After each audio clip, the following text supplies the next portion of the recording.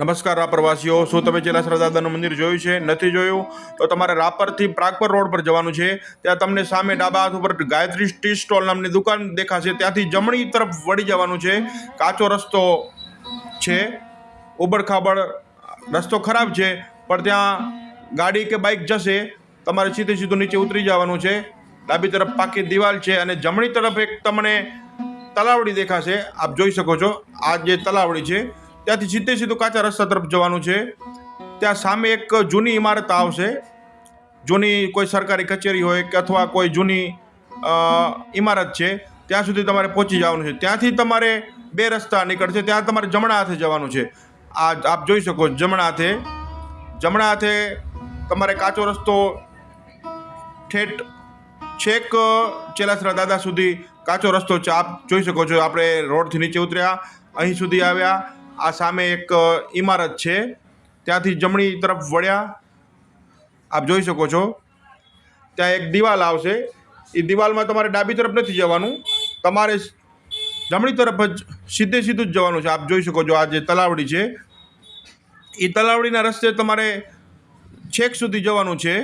આપ જોઈ શકો છો, અહીંથી બે રસ્તા નીકળે છે, પણ આપણે આ મેઇન રસ્તો પકડી રાખવાનો છે, સીધો. આપ જોઈ શકો છો, મારી સાથે બાળકો છે તે સીધા જાય છે. જમણી તરફ ખેત તલાવ, આ એક નાની તલાવડી છે, પણ આપણે સીધા જ જવાનું છે. તલાવડી